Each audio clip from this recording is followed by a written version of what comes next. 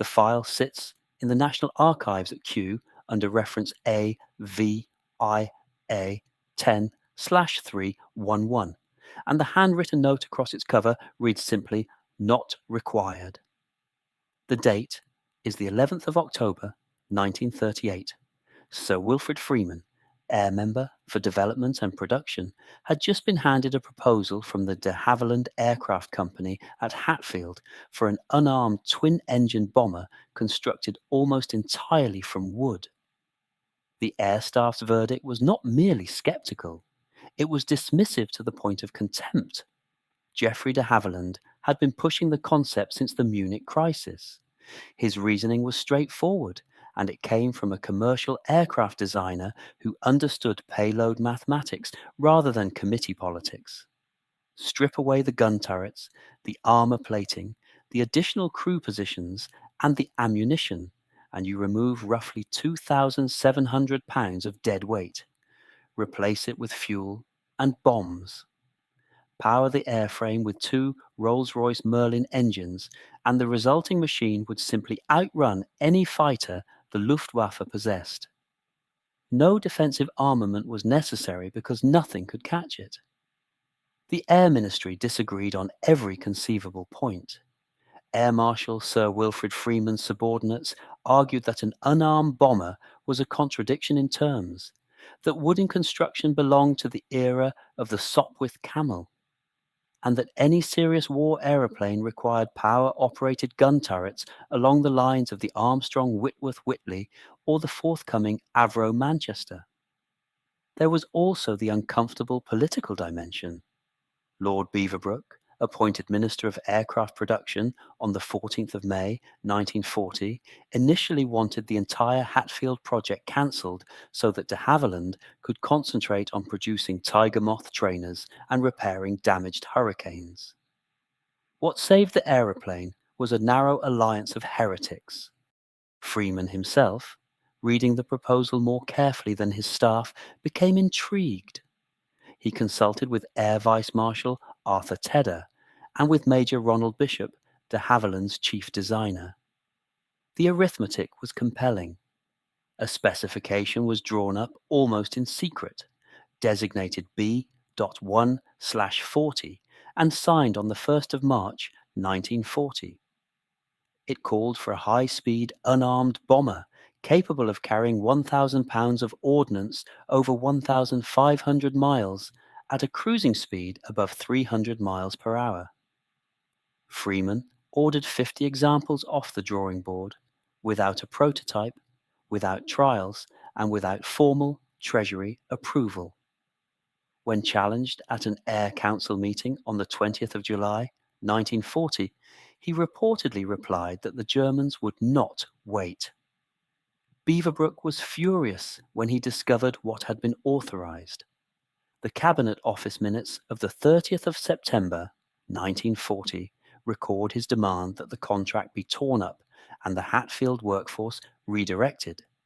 Freeman refused. The exchange between the two men became sufficiently acrimonious that Churchill was drawn in, though the Prime Minister declined to intervene directly. Within the industry, the project acquired a nickname that stuck for the next 18 months. They called it Freeman's Folly. The prototype itself was being assembled in a requisitioned country house at Salisbury Hall, near London Colney in Hertfordshire. The location was chosen specifically to disperse the work from Hatfield, which was vulnerable to Luftwaffe raiding. Inside the converted stables and a hastily erected hangar painted to resemble farmland from the air, a small team under Bishop was constructing something that the air staff had neither requested nor wanted. The airframe bore the serial W4050. By the autumn of 1940, with the Battle of Britain still being fought in the skies above Kent, the first fuselage shells were already taking shape in moulds made from concrete. The aluminium crisis of 1940 was real, and it shaped every decision made at Hatfield. The figures from the Ministry of Aircraft Production's monthly returns, now held at Kew under AVIA 10/2 6-9 make the position clear. Between June and September 1940, Britain was importing light alloys at roughly 63% of projected requirements. Every pound of duralumin was contested between Supermarine at Woolston, Hawker at Kingston, and the heavy bomber programs at A.V. Rowe and Handley Page. A twin-engined aeroplane built from spruce, birch plywood, and balsa wood required none of this material. That fact alone was what kept the contract alive through the winter.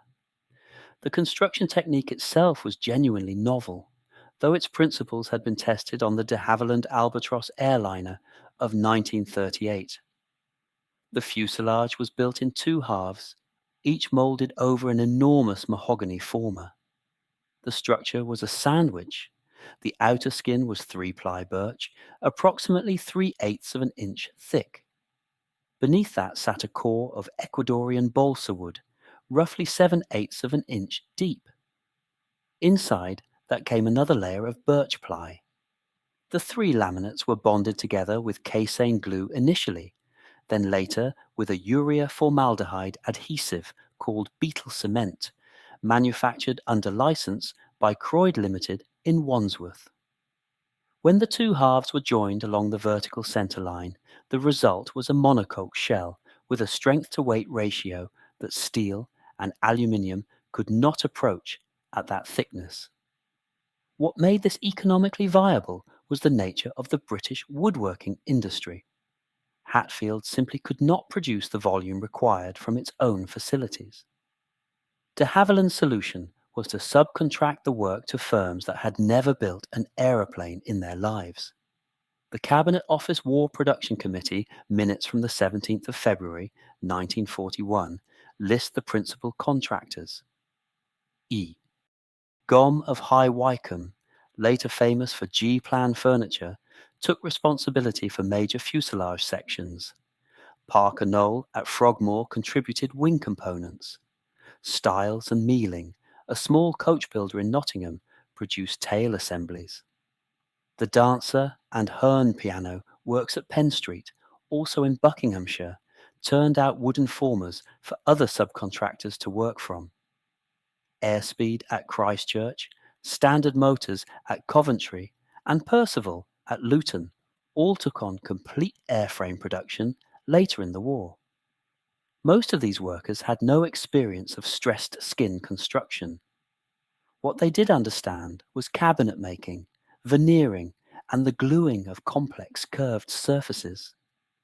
The tolerances demanded by the drawings were astonishing by furniture standards, measured in thousandths of an inch, but the craftsmen adapted rapidly. A fuselage half could be laid up in a concrete mould in roughly 48 hours. The moulds themselves were cheap, easily replicated, and could be dispersed across the Chilterns and the home counties with minimal capital investment. By early 1942, over 400 British firms were contributing components. There were problems, of course. The glues were sensitive to humidity and temperature. Airframes destined for the Far East developed delamination issues in Burma and Ceylon, a matter that would later prompt urgent redesigns of the adhesive specification. Wood splinters from combat damage could be lethal to crew members in ways that aluminium penetration was not. But the production arithmetic was devastating to German intelligence estimates. The Abwehr reports collated at Zossen throughout 1941 consistently underestimated British light bomber output because their analysts were counting aluminium stocks. They were looking at the wrong material entirely. The aeroplane they were failing to predict was being glued together in furniture workshops scattered across the Thames Valley and the Midlands, largely by men and women who had never walked onto an aerodrome. The first airframe was moved from Salisbury Hall to Hatfield Aerodrome on the 3rd of November 1940, transported by road at night under tarpaulins. It had been painted yellow overall, the standard scheme for prototype aircraft, and it carried the civil registration E0234 for initial taxi trials before reverting to its military serial W4050. Geoffrey de Havilland Jr., the chief test pilot and son of the company's founder, climbed aboard for the first flight on the 25th of November. The observer's seat was occupied by John E. Walker, the engine installation designer. The flight lasted 30 minutes. When the aeroplane returned, de Havilland Jr. reported that the controls were lighter than the Spitfires and that the aircraft had reached 350 miles per hour in a shallow dive without any indication of approaching its limits. The figures that emerged from the subsequent weeks of trials at Hatfield caused genuine alarm among those who had opposed the program. The Merlin 21 engines, each producing 1,460 horsepower at takeoff, were driving an airframe that weighed fractionally under 14,000 pounds empty. The power-to-weight ratio was exceptional. On the 19th of February, 1941, W4050 was flown down to the Aeroplane and Armament Experimental Establishment at Boscombe Down, near Amesbury in Wiltshire, for official performance evaluation. The report that emerged from Boscombe Down in April 1941, now preserved in the Air Historical Branch records at Northolt, made uncomfortable reading for the Spitfire community. The Mosquito reached 392 miles per hour at 22,000 feet. The Spitfire, Mark II, then the frontline interceptor of Fighter Command, managed 370 miles per hour at 18,000 feet. The unarmed bomber was, in practical terms, faster than the fighter designed to protect it. Wing Commander Christopher Clarkson, one of the evaluating officers, wrote in the margin of his copy that the aeroplane's performance rendered orthodox thinking about bomber escort entirely obsolete. There were handling trials too, and these produced the results de Havilland had promised. The aircraft could be rolled cleanly at speeds approaching 400 miles per hour. Stall characteristics were benign.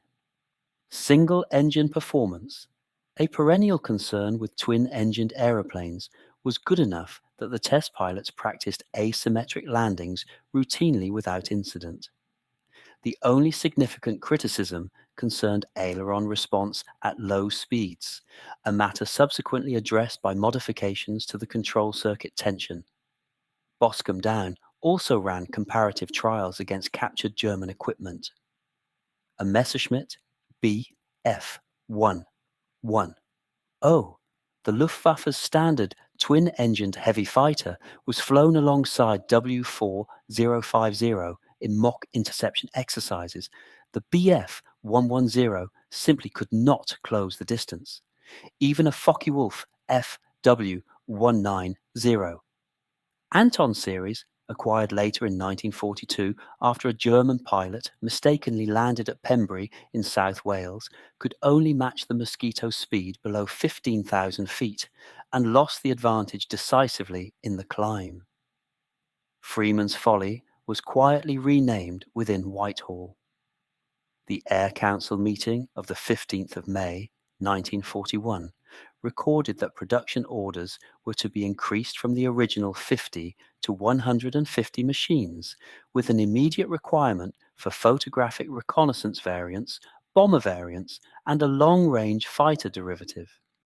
The first operational sortie followed on the 17th of September, 1941, when a reconnaissance Mark I of No. 1 Photographic Reconnaissance Unit, flown by squadron leader Rupert Clark, departed RAF Benson to photograph Brest and La Pallice.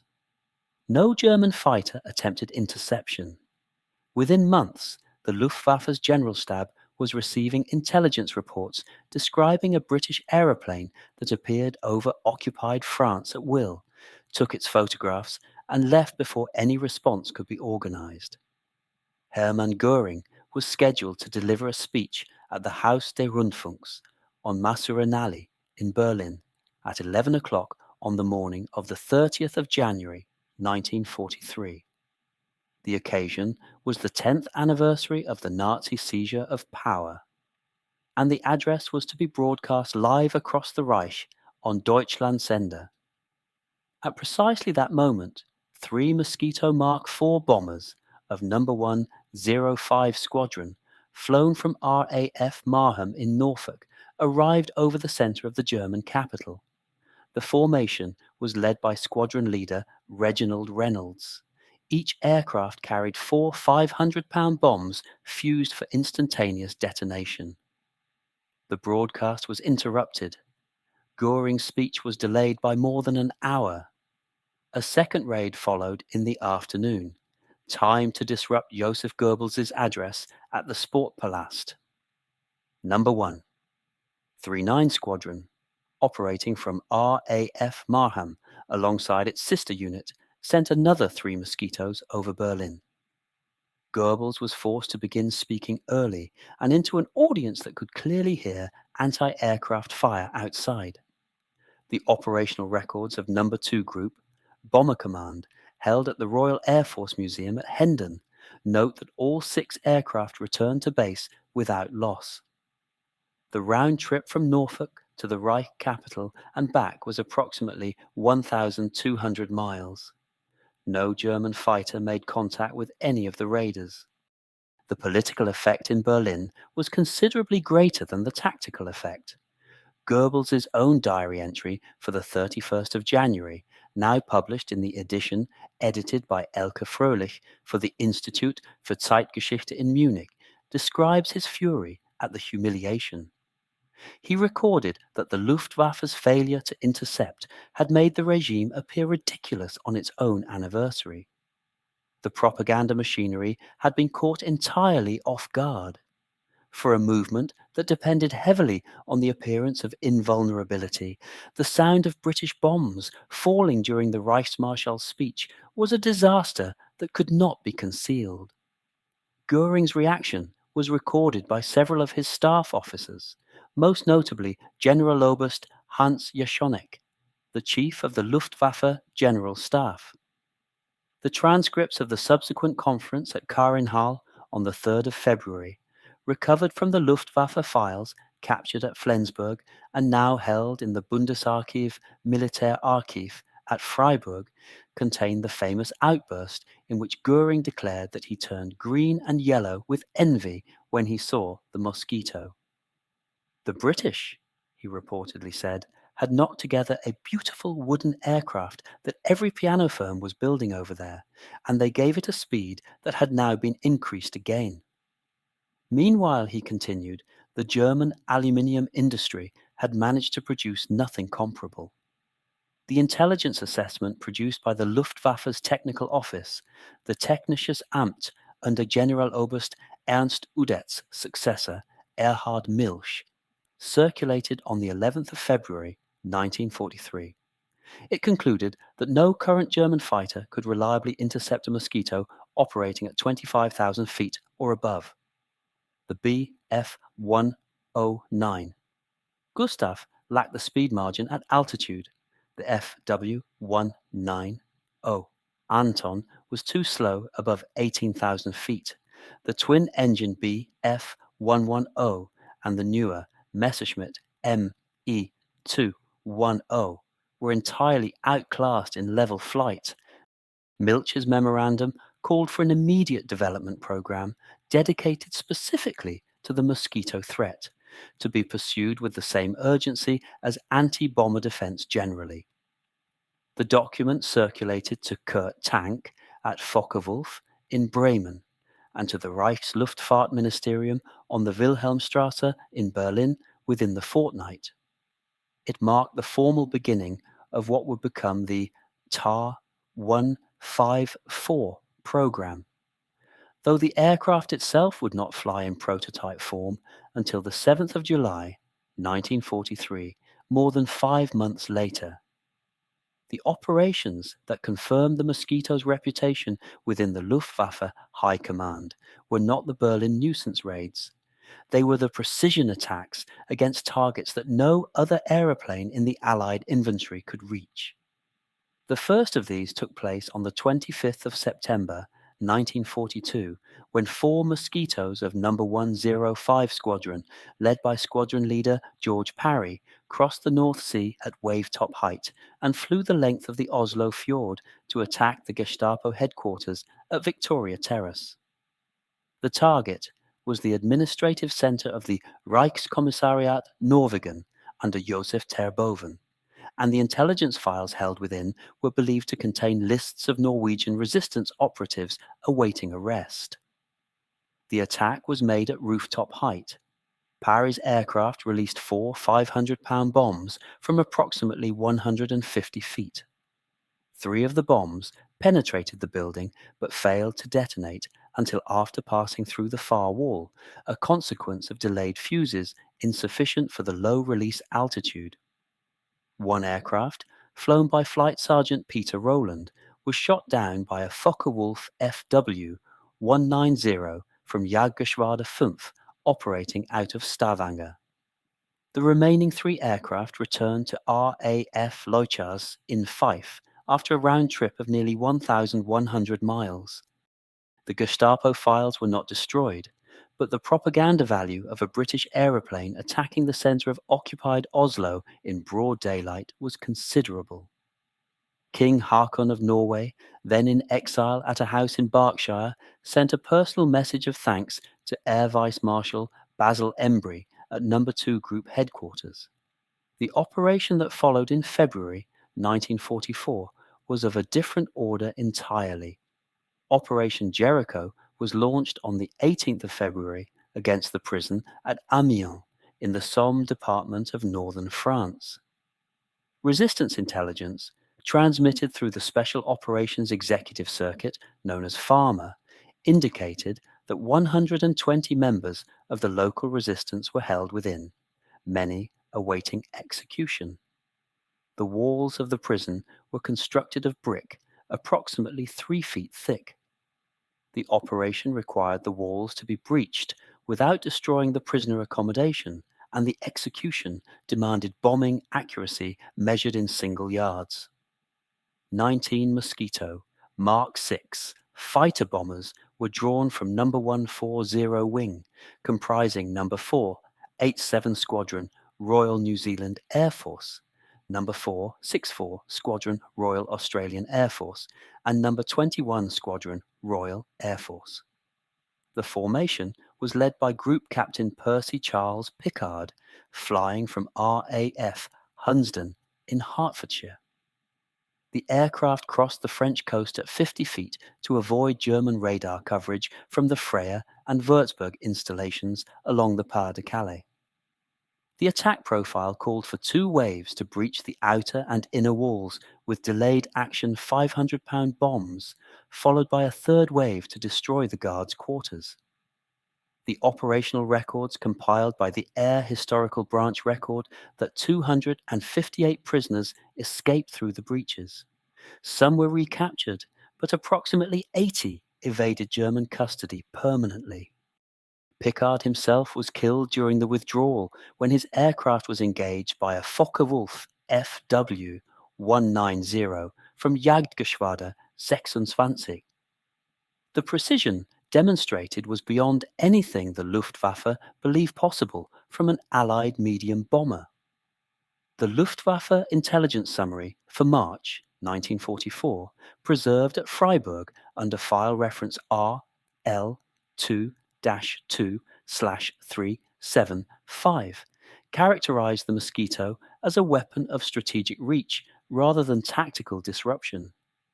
It recommended, once again, that the interceptor program authorized the previous summer receive the highest development priority. That program, now 7 months old, remained without a serviceable prototype.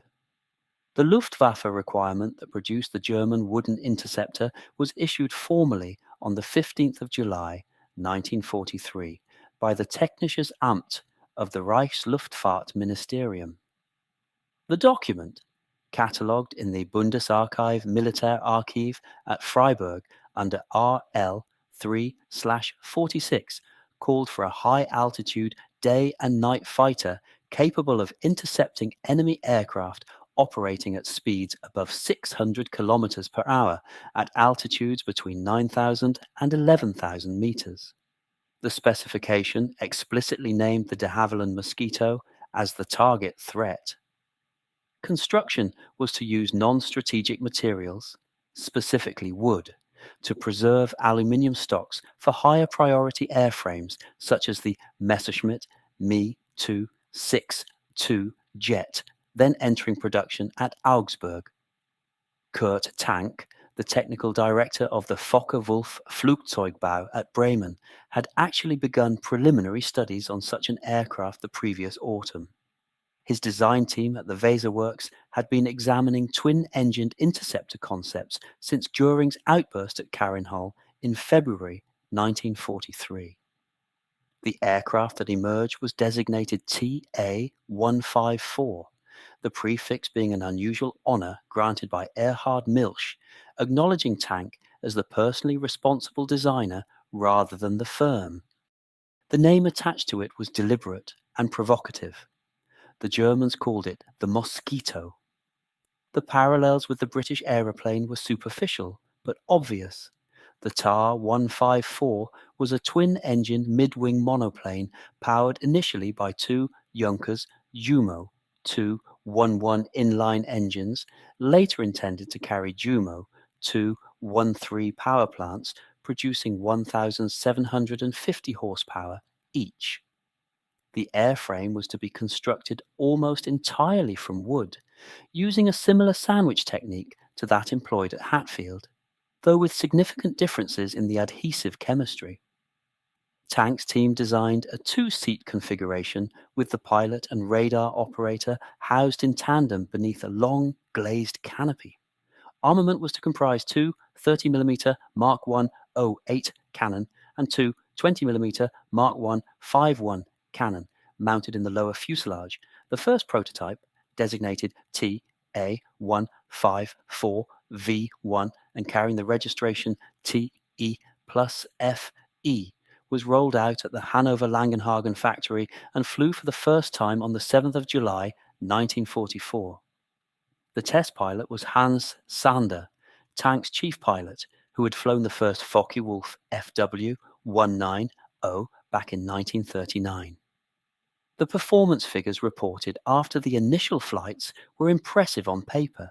The aircraft reached 649 kilometers per hour at altitude, approximately 403 miles per hour. It climbed to 10,000 meters in under 15 minutes. Sander reported that the handling was reasonable and that the visibility from the cockpit was excellent. The Technisches Amt was initially delighted.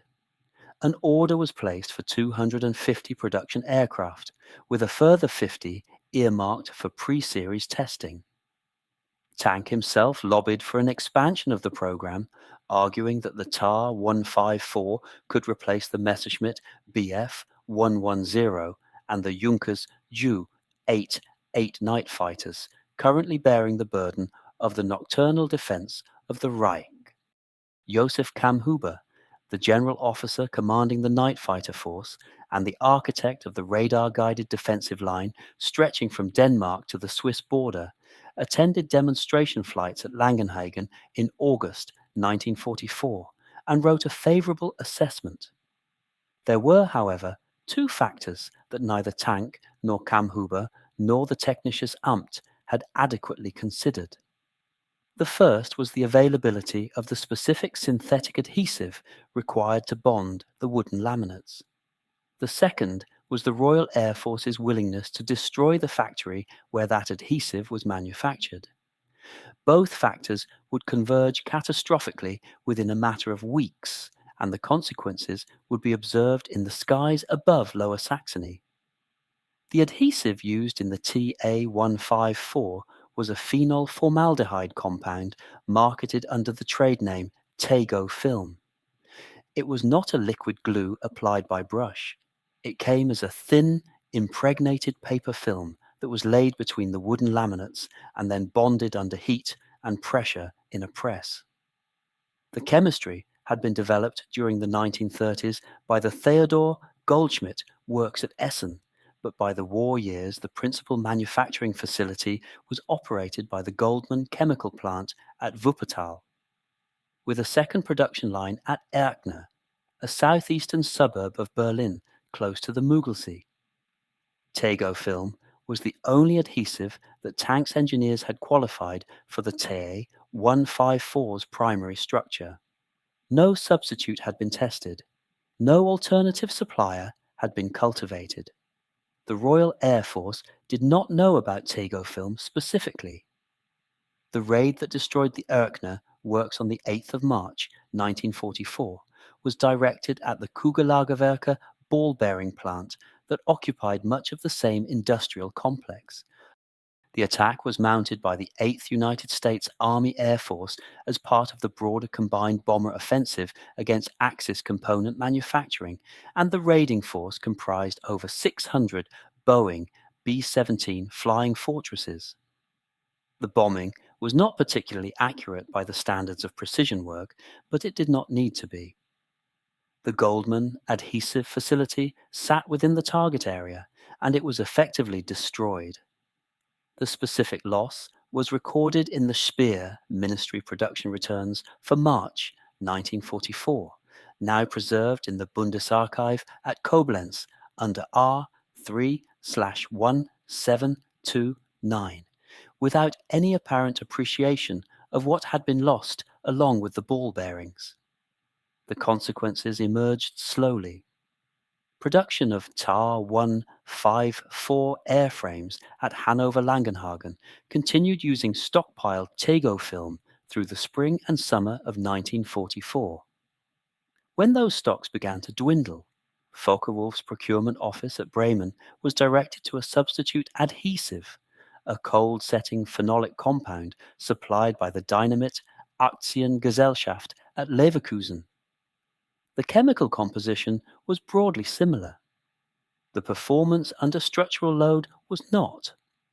What happened next was observed at Langenhagen on the 28th of June, 1944, though the implications were not understood for several weeks. A TE 154 3 prototype on a routine test flight shed portions of its wing skinning during a high-speed dive. The pilot, Flight Captain Bernhard Honker, recovered the aircraft and landed. A subsequent inspection discovered that the new adhesive was attacking the cellular structure of the wooden laminates themselves, producing what the accident investigators described as a progressive chemical degradation of the wood fibers immediately adjacent to the bond line. The adhesive was not merely failing to hold, it was destroying the material it was supposed to join. Further incidents followed through July and August. 2 pre-production aircraft broke up in the air, both fatally. A third disintegrated during ground-loading trials at Langenhagen. Kurt Tank flew to Berlin on the 14th of August to brief Milch personally. The meeting, recorded in Milch's office diary, now held at Freiburg under N 179/11, was brief and conclusive. The TA 154 program was suspended with immediate effect pending resolution of the adhesive problem. No resolution was ever achieved. Production was formally cancelled on the 14th of September 1944. Of the 40-odd airframes that had been completed, none entered operational service. Several were eventually converted into Mistel composite trainers or cannibalized for spares. The interceptor that Göring had demanded in response to Hatfield's wooden aeroplane had been defeated not by British fighters, but by the chemistry of its own construction. With the Ta 154 dead, the Luftwaffe's response to the Mosquito fell by default upon the Heinkel He 219 Uhu, an aeroplane that Ernst Heinkel's design team at Rostock-Marienehe had been developing since late 1942. The Uhu was an unusual machine by German standards.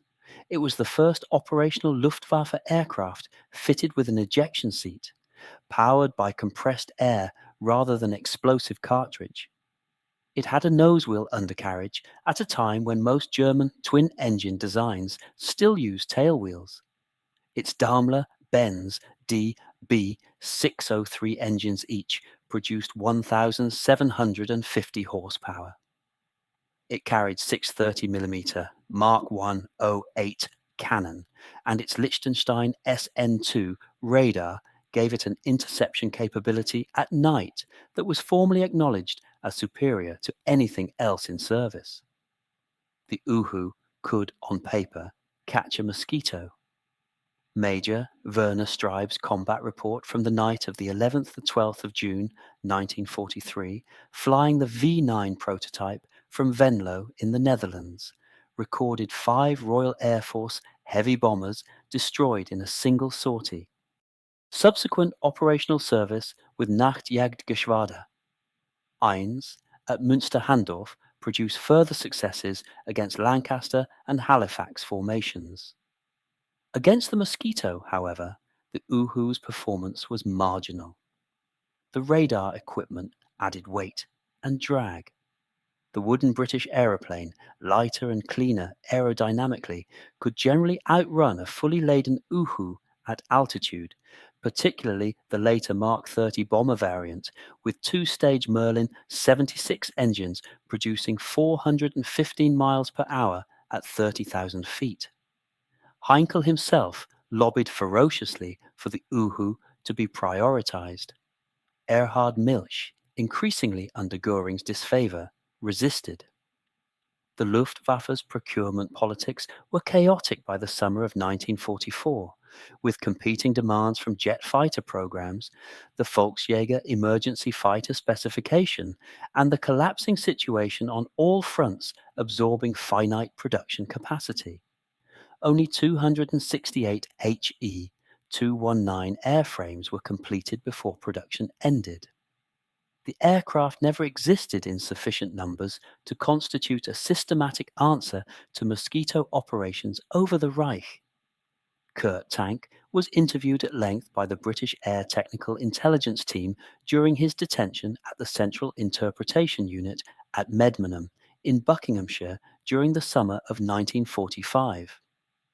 The interrogation transcripts, held at the National Archives under AIR 40/199, record his explicit acknowledgement that the Moskito had forced Luftwaffe planning down paths that could not ultimately be sustained. The wooden construction specification, he admitted, had been a response to a British material solution that the German aircraft industry had proved incapable of replicating. The Tego film failure he attributed to industrial dispersion and to the bombing campaign generally, though he conceded under questioning that no alternative supply of qualified adhesive had been developed as a contingency. The final Mosquito combat sortie over Europe was flown on the 2nd of May 1945 by aircraft of No. 1 4-3 Squadron from RAF Banff in Aberdeenshire. The targets were German shipping in the Kattegat, a detachment of vessels attempting evacuation from Kiel to Norway. 4 ships were claimed damaged or sunk. No fighters rose to intercept.